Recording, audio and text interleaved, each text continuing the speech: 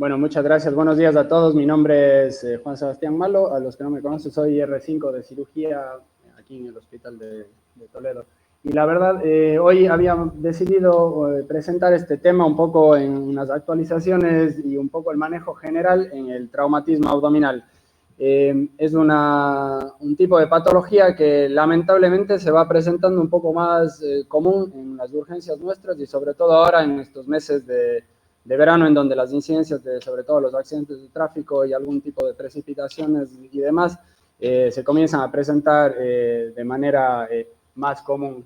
Un poco de cómo va a ir la sesión, hablar sobre un poco de generalidades, brevemente sobre estadísticas y un poco de números sobre el porcentaje de traumatismos a nivel mundial. Luego, un poco sí que voy a tomarme tiempo en la evaluación primaria en el politrauma, ya dentro del manejo intrahospitalario. Y luego ir un poco más específico en las guías sobre todo en el traumatismo hepático y en el traumatismo esplénico. Y al final unas pocas conclusiones luego de esto. Como les había dicho, pues comienza el verano, ahora estamos ya sin estado de alarma, se han levantado las restricciones y las imágenes que todos tenemos en nuestra mente es de esto. Pero lamentablemente estas imágenes van acompañadas de esto, más y más se va viendo en las carreteras en España este tipo de escenas y lamentablemente son los pacientes que vamos tratando aquí en urgencias. A nivel mundial, las causas traumáticas es la mayor causa de muerte en menores de 45 años, tanto en los Estados Unidos como a nivel mundial.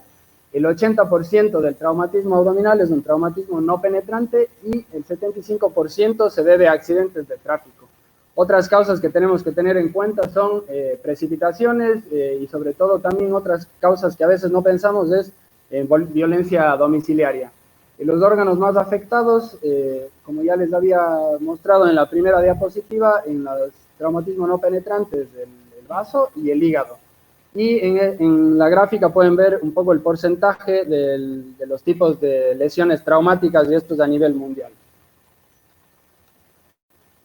Dentro del mecanismo de lesión en el traumatismo abdominal podemos hablar de lesiones que se producen debido a un impacto directo, ya sea por compresión o lesiones por aplastamiento, lesiones por cizallamiento, igual aplastamiento sobre todo de dispositivos de sujeción, ya sea cinturones de seguridad, airbags o inclusive material dentro de los coches como el salpicadero o el volante del coche y sobre todo en los dispositivos de sujeción que estén mal utilizados. También mecanismo por desaceleración, movimiento entre las partes fijas y móviles y sobre todo aquí volver a hacer hincapié en el que el hígado y el vaso tienen sus ligamentos de fijación y es la mayor causa de producción de traumatismos este tipo de mecanismo de desaceleración. Un poco de imágenes que lamentablemente ya se van observando más aquí en el hospital. Y como les había dicho, vamos a ir un poco a hacer hincapié en la evaluación primaria del paciente con politrauma. Como saben muchos de ustedes, algunos son residentes de medicina de familia, les va a tocar rotar en el 112, hacer sus guardias ahí. Saben que el manejo del paciente de politrauma, el manejo inicial comienza ya en la escena del traumatismo, pero la mayoría de nosotros estamos en el hospital y esto va a ser el manejo inicial ya intrahospitalario. ¿De qué nos sirve la evaluación primaria? Es de identificar y priorizar lesiones que pueden ser potencialmente mortales y concomitantemente ya el inicio de una resucitación adecuada en estos pacientes. El famoso ABCDE, ustedes tienen esto ya, los que hagan guardias de medicina interna, en la pecera, es un pequeño algoritmo que habíamos hecho hace un poquito más de un año y es un poco por ir por cada uno de estos ítems. En la A, que es la vía aérea, aquí vamos a hacer un poco el control de la vía aérea y la fijación de la columna cervical. Vamos a evaluar si es que la vía aérea está permeable y sobre todo asegurarnos de que el paciente tenga una adecuada vía aérea. Descartar de que tenga obstrucciones, limpiar secreciones, cualquier tipo de detrito o cuerpo extraño, inclusive restos hemáticos que estén en la vía aérea y sobre todo establecer si el paciente va a necesitar una vía aérea definitiva. En pacientes que tengan un Glasgow de igual o menor a 8 o que tengamos una duda de que pueda mantener la vía aérea a lo largo de toda la evaluación, que sea pacientes que tengan edema o que tengan quemaduras muy extensas. En la B, lo de la ventilación. Esto va a ser una inspección, palpación y auscultación rápida de la cavidad torácica. Es muy necesario que la cavidad torácica esté íntegra y que esté estable para mantener un mecanismo de ventilación. Aquí vamos a descartar también la presencia de hemotórax, neumotórax y sobre todo valorar la necesidad de realizar un drenaje pleural y la administración de oxigenoterapia. En la parte de circulación, estar conscientes y pendientes de que mientras disminuye el volumen circulante, la presión de perfusión cerebral va a disminuir y eso hace que disminuya el nivel de conciencia. Vamos a valorar signos indirectos de perfusión, como son la perfusión cutánea, que el paciente tenga palidez, que tenga una cianosis central, una cianosis periférica. Y sobre todo signos de hemorragias externas e internas. Si tenemos un paciente que tiene una hemorragia externa, lo mejor es la compresión directa. Sí que se puede usar en pacientes un poco límite el torniquete, pero se ha visto que produce lesiones isquémicas y neurológicas a corto y largo plazo. Y luego la hemorragia interna, pues a ver, como ya todos tenemos de conocimiento que hay zonas del cuerpo en donde se puede acumular mayor cantidad de sangre, como son el abdomen, el tórax, la pelvis y los huesos largos, sobre todo en el fémur. Y en esta parte, aunque es un manejo dinámico, pues la colocación de dos vías periféricas gruesas, sobre todo de calibre 14 o 18, y comenzar la resucitación con cristaloides. Una de las actualizaciones en las guías de la 10ª edición de la TLS es de que el inicio de resucitación se debe hacer con 1 litro de cristaloides. Si el paciente no responde con eso, tenemos que comenzar ya a utilizar productos hematológicos.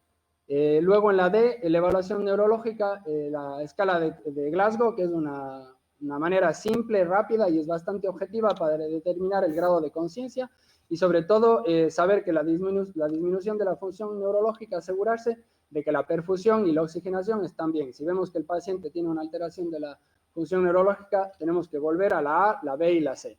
Y luego en la exposición, no tener miedo de descubrir al paciente, si es necesario cortar la vestimenta para una exploración adecuada, pero tenemos que tener en cuenta que luego de explorar al paciente tenemos que asegurarnos de mantener el calor corporal porque la hipotermia puede ser potencialmente mortal.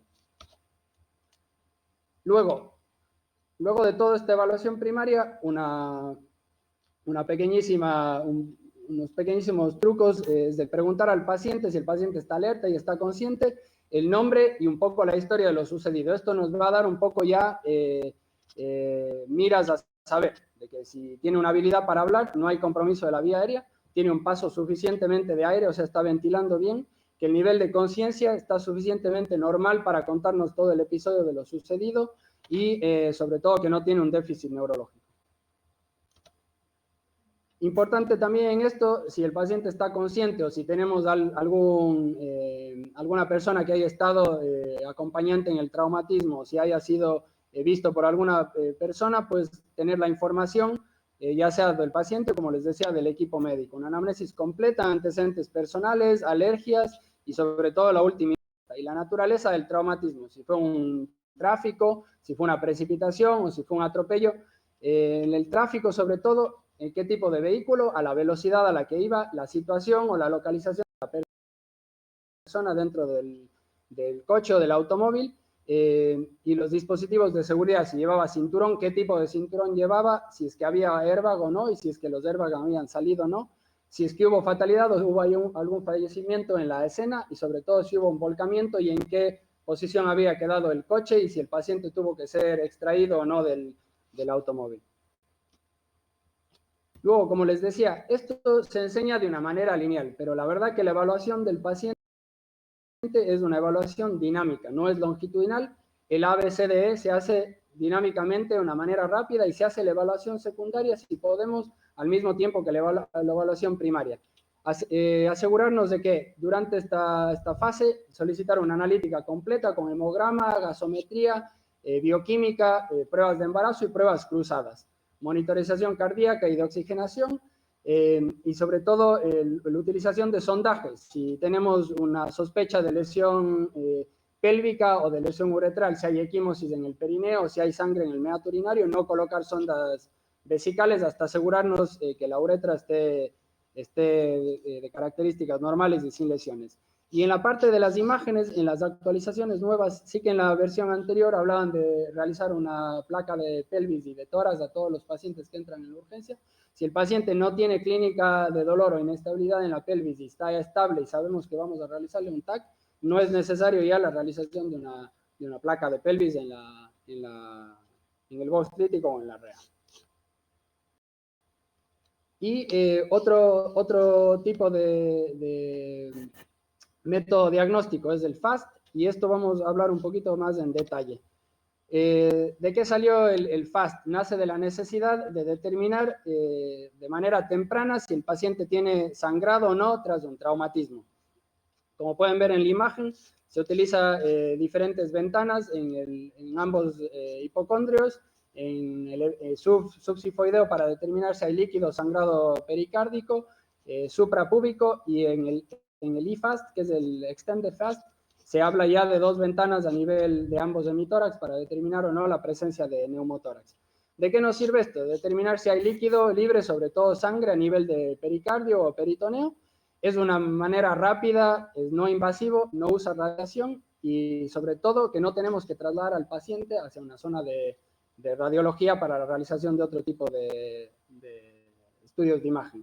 Esto sobre todo se usa en pacientes que están hemodinámicamente inestables y queremos tener una valoración rápida, como había dicho anteriormente, y se pueden ver ya en las guías nuevas en el ATLS, en las guías del IST, del West, de las asociaciones americanas de trauma, que ya está incluido dentro de las guías la utilización del IFAST.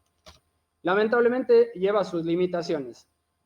La experiencia del usuario, no todos estamos familiarizados con el uso de la ecografía o la lectura de imágenes o determinar si es que la cantidad de líquido no es, primero que sangre, si es líquido libre, que va a ser significativamente representativo de una hemorragia o de qué es la causa que el paciente esté hemodinámicamente inestable. Sí que mencionar dentro de esto que ciertos grupos, uno de ellos en las Canarias, uno de sus protocolos, el radiólogo de guardia, el que realiza el FAST. Eso está ya coordinado con ellos cuando llega un politrauma. Y la realización del FAST es por el servicio de radiología. Y luego, pues, limitado por las características físicas del paciente, interposición de gas o incluso de la presencia de neumoperitoneo, y lamentablemente tiene una baja sensibilidad en detectar una lesión visceral. Luego, otro método diagnóstico es el TAC. Muchos de nosotros estamos acostumbrados a pedir un TAC. La verdad que a nivel europeo no habían guías de la realización de un escáner en pacientes de politrauma, y esto llevó a que se haga una revisión desde enero del 2010 hasta febrero del 2019, bibliográfica, un consenso de expertos, en donde de acuerdo a la metodología GRADE, fueron sacando guías a nivel europeo de la realización o no de un escáner, definiendo bien la manera de cómo se define un paciente como politraumatizado. Hablan de 68 aspectos individuales dentro de estas guías, obviamente no vamos a hablar de ellos. Hablan mucho de la infraestructura, de la distancia que debe estar el servicio de radiología o el TAC del box vital o de la REA, que aquí la verdad está de acuerdo a las guías, el posicionamiento del paciente, el tipo de contraste y demás. Las recomendaciones daban si solamente había un consenso de más del 50%, y ya hablan en estas guías de que el IFAST, como parte de la evaluación primaria, en un 100% de consenso y un grado 1A de recomendación. Yo creo que lo más importante de todas las guías y lo que cabe recalcar para esta charla es que sacan como dos ramas en la realización de un TAC. Si los pacientes han sido clasificados ya por los facultativos o las personas que están a cargo del manejo del paciente en el box vital o en la REA como un politrauma, hay un tipo de escáner de manera rápida con contraste en los pacientes que potencialmente puedan tener una lesión mortal o que están hemodinámicamente inestables, pero que han sido estabilizados tras la resucitación inicial. Luego, pacientes que no tengan lesiones potencialmente mortales, pero que se hayan catalogado como un politrauma, también se hace un tipo de escáner enfocado. Y luego, los pacientes que no hayan sido clasificados como politrauma, pero que sí que nos parece que tenga algún tipo de lesión, las guías nos indican realizar un escáner ya guiado, ya sea un escáner de cráneo, de tórax, de abdomen o de pelvis, guiado a lo que tengamos ya de nuestro diagnóstico diferencial. Y luego otras guías también en el uso del escáner. Estos son igual de las guías del hospital en las Canarias. Es una guía de Manchester. Habla del inicio de la evaluación del paciente con politrauma, si hay sospecha de lesión medular o no, si sabemos o es un mecanismo de lesión desconocido. En ese caso, pues sí, la realización de un body tag. Y luego, obviamente, como pueden ver ustedes, tiene una escala del trauma con diferentes valoraciones, y de acuerdo a eso la realización de pruebas de imagen menos o más invasivas. Bueno, como les había hablado de inicio, en el trauma abdominal la mayor parte o los órganos que mayormente se afectan son el vaso y el hígado. Y vamos a hablar un poquito más en detalle sobre las guías del manejo en el traumatismo en estos dos órganos. La Sociedad Mundial de Cirugía de Emergencia tiene unas guías tanto en el manejo de los traumatismos hepáticos como en el manejo del traumatismo esplénico, y vamos a ir de inicio con las guías en el manejo del traumatismo hepático.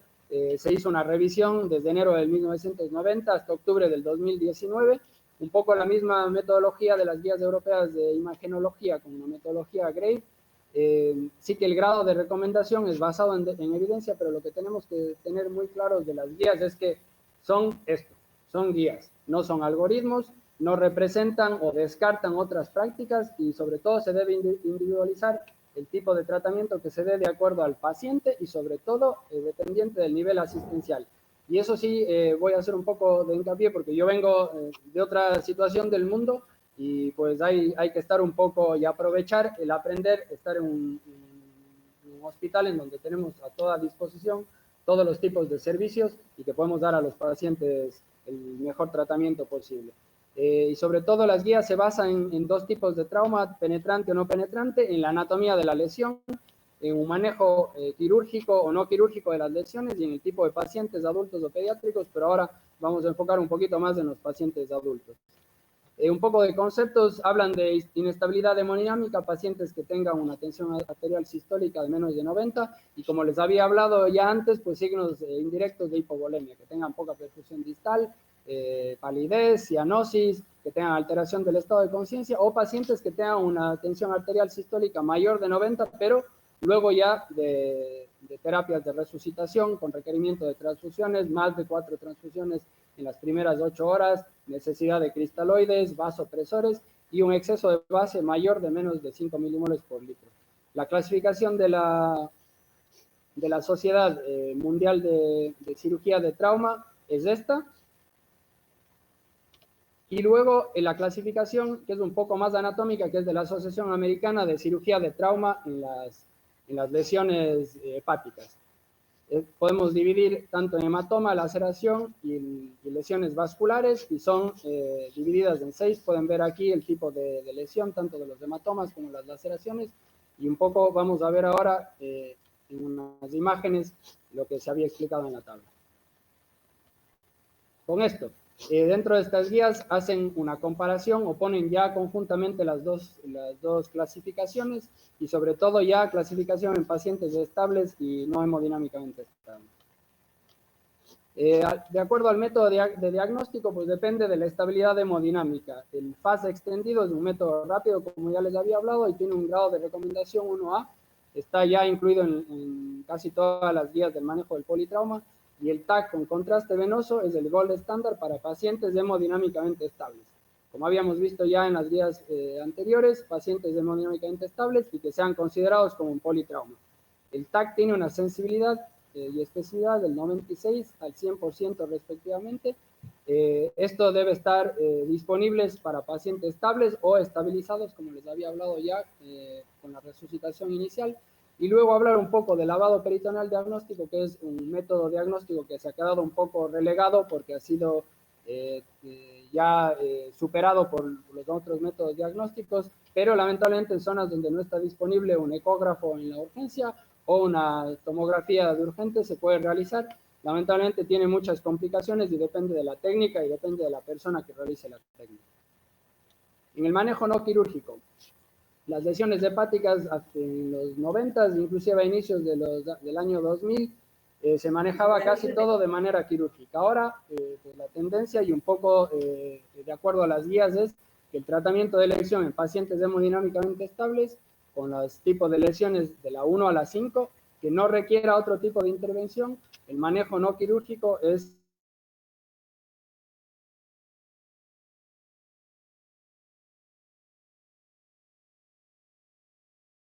embolización o angiografía como primera línea en los pacientes que estén hemodinámicamente estables y que presenten extravasación en el escáner.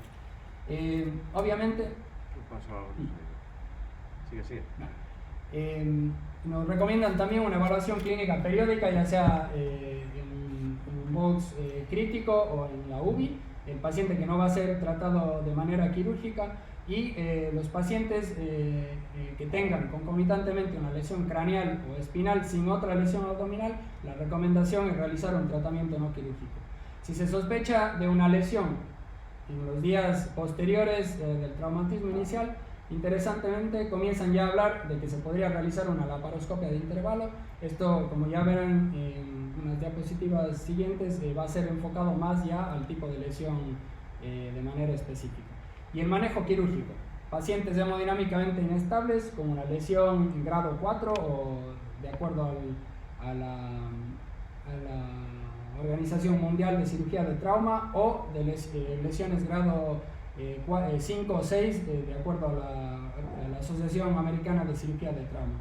La intervención va a estar destinada obviamente a mantener una hemostasia y una biliestasia y una cirugía de control de daños. Las resecciones hepáticas mayores nos hablan en las guías que deberían ser diferidas para intervenciones subsiguientes, y sobre todo, pues, como les había hablado, la intervención quirúrgica debe estar destinada a esto. Y la embolización es útil si los pacientes que han sido intervenidos de manera quirúrgica tienen un sangrado luego tardío con una recomendación 2A. Dentro de las complicaciones que se pueden presentar luego de una laceración hepática o una lesión hepática, el drenaje percutáneo de abscesos con una recomendación de 2A.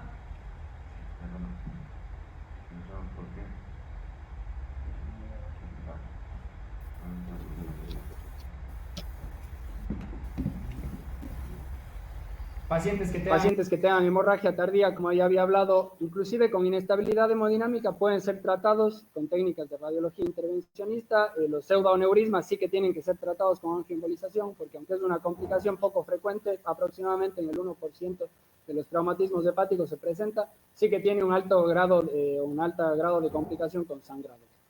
Colecciones biliares infectadas o asintomáticos recomiendan el drenaje percutáneo y lavado laparoscópico, como ya les había hablado, más endoscopia para el tratamiento de fístulas biliares, o inclusive la utilización de la laparoscopia para una cirugía diferida, ya con un enfoque específico a la lesión hepática. Esto es un poco en resumen a lo que les había hablado, aunque parece una diapositiva un poco muy cargada de información, pero habla ya de los pacientes hemodinámicamente estables, como pueden ver, y ven un poco la tendencia al tratamiento no quirúrgico, de acuerdo al grado de lesión, y pues obviamente ya en las lesiones grado 4, que son las lesiones más extensas y con inestabilidad hemodinámica, el paciente va directamente al quirófano. Creo que no vale la pena ahondar mucho en el tipo de técnicas quirúrgicas ni en el tipo de lesiones que se puedan ver, simplemente saber que ese tipo de lesiones, pues lo que se recomienda es el tratamiento quirúrgico de entrada. Y luego algo que me pareció interesante, un poco para compaginar con lo que dicen las guías, es la mortalidad en las lesiones aisladas hepáticas, que se ve que tiene una mortalidad de más del 90% en las lesiones tipo 6, y una mortalidad un poquito en forma descendente de acuerdo al grado de lesiones, y sobre todo también el tipo de lesiones que termina en el quirófano, desde las lesiones de tipo 4 a las lesiones de tipo 6, pues más o menos un 25% son las que terminan con tratamiento quirúrgico. Luego, un poco ya hablando de las guías sobre el manejo de los traumatismos esplénicos, lo mismo. Un poco de consenso entre expertos, desde más o menos 36 años de revisión de bibliografía, el mismo tipo de metodología y un poco el mismo tipo de traumatismos penetrante, no penetrante, y sobre todo enfocarse en el manejo no quirúrgico y quirúrgico de estos pacientes. Otra vez la misma clasificación anatómica de la Asociación Americana de la Cirugía de Trauma, esto en las laceraciones de tipo de las laceraciones esplénicas. Y aquí, como pueden ver en la gráfica, pues un poco ya más descrito lo se veía en la tabla. Nuevamente hacen ya una compaginación o conjuntan los dos tipos de clasificaciones para saber un poco, y esto para que nos sirva de guía en las recomendaciones que nos muestran en este paper. De acuerdo a los métodos diagnósticos, lo mismo, depende de la estabilidad hemodinámica. El método diagnóstico, el IFAST, sirve para el líquido libre, lo mismo que en el hígado, y el TAC, nuevamente, el gold estándar en pacientes hemodinámicamente estables, el grado de lesión en el TAC y el líquido libre o la cantidad de líquido libre no predice el fallo del tratamiento conservador. En el tratamiento no quirúrgico, en pacientes hemodinámicamente estables, luego similar a lo de las lesiones hepáticas, en lesiones moderadas a severas, inclusive se podría tratar con manejo no quirúrgico en centros como el de aquí, que tenemos radiología intervencionista a las 24 horas, y que tengamos un banco de sangre en donde tengamos transfusiones disponibles para estos pacientes. Está contraindicado el manejo no quirúrgico en pacientes hemodinámicamente inestables o con lesiones externas al vaso que requieran cirugía, ya sean lesiones de víscera hueca, lesiones pélvicas o alguna otra lesión dentro del abdomen. Si el manejo es no quirúrgico, realizar un TAC para determinar la anatomía de las lesiones, y hay una alta evidencia del fallo del manejo no quirúrgico en pacientes que son mayores de 55 años y que tienen lesiones moderadas a severas. En el grado, en el estadiaje 2 o 3 con TC severo, el manejo no operatorio se puede realizar como una terapia de rescate. Y en el manejo quirúrgico, pues nuevamente, pacientes hemodinámicamente inestables, que tengan otras lesiones asociadas como perforación de víscera hueca o peritonitis, lesiones moderadas o severas en centros donde no hay monitorización o no tengamos radiología intervencionista disponible, se nos recomienda un manejo no quirúrgico. Cuando el manejo no quirúrgico o una embolización haya fallado y el paciente persiste hemodinámicamente inestable o precisa de un protocolo de transfusión masiva, la esplenectomía de laparoscópica de inicio no se recomienda, esto con un grado de recomendación 1A, y el salvataje de al menos de una porción esplénica tampoco se puede recomendar en estas vías. Luego, ya hablando un poco de la tromboprofilaxis, es un poco similar a lo, no les había hablado en lo del hígado porque es un poco de overlapping entre las dos, pero la profilaxis mecánica es segura en todos estos pacientes. Si es un traumatismo esplénico sin sangrado activo, no hay contraindicación de tromboprofilaxis de manera profiláctica, y la anticoagulación profiláctica se debe iniciar lo más pronto posible en los pacientes que no requieran un tratamiento quirúrgico. Y algo ya muy específico para los pacientes que tengan una embolización esplénica o una esplenectomía, la realización de la vacunación, no realizar antes de 14 días luego de la esplenectomía. Los pacientes que se vayan de alta luego de 15 días de la esplenectomía o de su tratamiento de embolización, intentar realizar la vacunación durante el ingreso. Y hablaban de algo en las guías de si el paciente no tiene disponibilidad de atender a un centro médico cuando se vaya al alta, pues pautar antibiótico terapia en el caso de que haya mal estado general o fiebre o algún tipo de síntoma de carácter infeccioso. Luego, pues a lo del hígado, las lesiones, de acuerdo a la clasificación tanto de la Asociación Americana como de la Asociación Mundial, de las lesiones de bajo grado hemodinámicamente estables, manejo no operatorio, y luego ya las lesiones severas hemodinámicamente inestables con manejo quirúrgico. Y lo mismo, pues la mortalidad en las lesiones esplénicas aisladas son mayores, obviamente, en las lesiones de estadiaje mayor, más o menos un 15%, y luego las que terminan en el quirófano se puede ver una gran diferencia entre las lesiones de tipo 5, más del 60%, y las otras lesiones que, como había hablado, son de manejo no operatorio. Y aunque parezca que a veces nos llevamos así entre los servicios quirúrgicos y los servicios médicos, pues la verdad que yo creo que aquí tenemos una muy buena relación, y tener como conclusión, y algo que hacen bastante hincapié en las guías ya en las actualizaciones últimas, es el manejo multidisciplinar. Como les había hablado, aprovechar estar en un hospital en donde tenemos todos los tipos de servicios disponibles, aprender de ellos y sobre todo tener el conocimiento de estas guías, que aunque no sean algoritmos, pues nos van a dar un poco de lineamiento general en cómo tratar a estos pacientes. Tener también en cuenta que el trauma es una causa importante de morbilidad y mortalidad, aunque no le tengamos mucho en nuestro esquema mental, y muy importante, sobre todo a los que hacemos guardias o que estamos en contacto con las urgencias de los pacientes que llegan politraumatizados, el conocimiento del manejo inicial en el paciente politraumatizado es de vital importancia. Muchas gracias.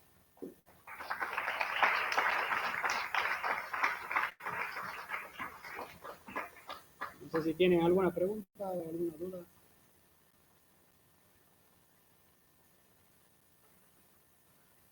¿Alguna pregunta, chicos? ¿Nada? Por aquí tampoco.